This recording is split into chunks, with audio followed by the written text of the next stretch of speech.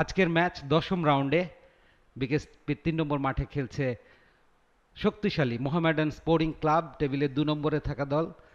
প্রতিপক্ষ অগ্রণী bank cricket club, টেবিলের ৪ নম্বরে অবস্থান করছে তারা। ইনিংসের শুরুটা হয়েছিল একটা রান আউট দিয়ে। এভাবেই দুর্দান্ত ফিল্ডিং বলতেই হবে। আনিসুল ইমন প্রথমবারের মতো সুযোগ পেয়েছেন, তবে কাজে লাগাতে পারেননি।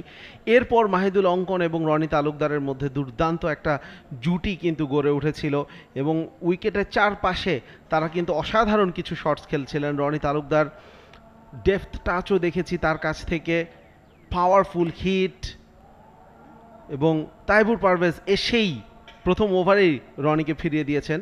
কিন্তু এরপরেও মাহিদুল অঙ্কন একটা প্রান্তে কিন্তু রান তুলে যাচ্ছিলেন, বিশাল বিশাল দুটো ছক্কা হাঁকিয়েছিলেন নাইম হাসানের বলে। তাওহিদ হৃদয় তিনিও কিন্তু কিছুটা সময় নিয়েছেন, নিজেকে সেট করেছেন। তারপরও বলতে হবে যে 40-42 রানে যে ইনিংসটা তিনি খেলেছেন, দুর্দান্ত কিছু শট মাঠের চারপাশে খেলেছেন।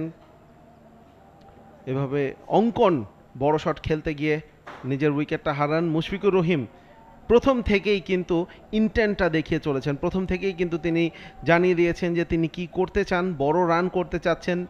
ফুলার লেংথের বলটাকে জাহিদ জাভেদের উইকেট হয়ে যান ওখানে, ফুলার লেংথের বলটাকে স্লগ সুইপ করতে গিয়ে জাহিদ জাভেদ কনকাশন সাব হিসেবে নেমেছেন। নাইম হাসানের জায়গায় মাহমুদুল্লাহ রিয়াদ, শর্ট স্টে ছিল তার, খুব একটা স্বাচ্ছন্দ্যে ছিলেন না, আউট হয়ে গেছেন আরিফের বলে, একটুখানি নিচু হয়ে যাওয়া বল।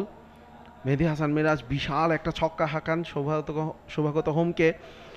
মুশফিকুর রহিম রিভার্স সুইপ করেছেন, স্কুপ করেছেন, রিভার্স স্কুপ করেছেন। যে ধরনের শটগুলো খেলতে পছন্দ করেন তিনি, ছক্কা হাঁকাতে গিয়ে আউট হয়ে যান মেহেদী হাসান মিরাজ। ছোট্ট একটা ক্যামিও, বলছিলাম রিভার্স স্কুপের কথা। সাইফুদ্দিন তিনিও একটা স্ট্রেট বাউন্ডারি, তারপরে আউট হয়ে যান। ফুলটস বল, স্লোয়ার ডেলিভারি ছিল, আকাশে উঠে যান, ভালো একটা ক্যাচ ছিল তাইবুরের কাছ থেকে। নাসুম নেমেই দুর্দান্ত একটা লফটেড শট ছিল। 288 টার্গেট অগ্রণী ব্যাংক ক্রিকেট ক্লাবের। টেবিলের ২ নম্বরে থাকা মোহামেডান স্পোর্টিং ক্লাব। হাইলাইটস দেখছি আমরা। সাইফুদ্দিনের প্রথম বলে সাদমানের বাউন্ডারি এবং পরবর্তীতে সাদমান কিভাবে আউট হয়ে গিয়েছিলেন। ইবাদতের বলে অমিতের বেশ কিছু চমৎকার ড্রাইভ, ডিফেন্স করতে গিয়েও আউট হয়েছিলেন। লফটেড অন ড্রাইভে অমিত স্ট্রেট পাঞ্চ করে 4 আদায় করে নিচ্ছেন। মার্শাল আইয়ুবের একটা শর্ট বলে পুল শটে বাউন্ডারি, কাট শটে বাউন্ডারি। ভালো একটা পার্টনারশিপ ছিল অমিতের সাথে 64 রানের, সেটাই টপ পার্টনারশিপ।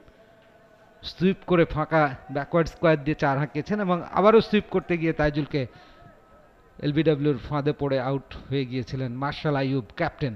সেখানেই সম্ভাবনাটা ফুরিয়ে গিয়েছিল অগ্রণী ব্যাংকের। তাইবুর কাট বিহাইন্ড হয়েছিলেন পরবর্তীতে। শুভাগত হোম চৌধুরীর উইকেটটা ছিল খুবই ক্রুশাল। নাসুম আহমেদ সে উইকেটটা নিয়ে একেবারে ব্যাকফুটে ঠেলে দিয়েছিলেন অগ্রণী ব্যাংক ক্রিকেট ক্লাবকে। ইবাদতের ইয়র্কার 4টা রান এনে দিয়েছিল। পরবর্তীতে অমিত এবং সাথে শহীদুল অষ্টম উইকেট জুটিতে বেশ কিছু দৃষ্টিনন্দন শটস খেলে 48 রান তুলে নিয়েছিলেন। শহীদুলের ব্যাট থেকে একটা বাউন্ডারি দেখেছিলাম, ফুল টস বলে কত সহজে 4 মারা যায় দেখিয়েছিলেন অমিত, এবং এই আসরের 25তম সেঞ্চুরিটা তুলে নিয়েছিলেন। শহীদুল আউট হলেন,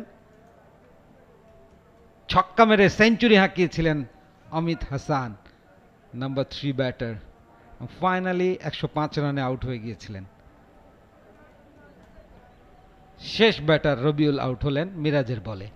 অল আউট 213 রানে অগ্রণী ব্যাংক ক্রিকেট ক্লাব। এবং মোহামেডান স্পোর্টিং ক্লাব 74 রানে আরও একটা ম্যাচ জয় করে নিল, নিজেদের 8ম জয়। শুরু থেকে বোঝা যাচ্ছিল লাগাম মোহামেডানের নিয়ন্ত্রণে।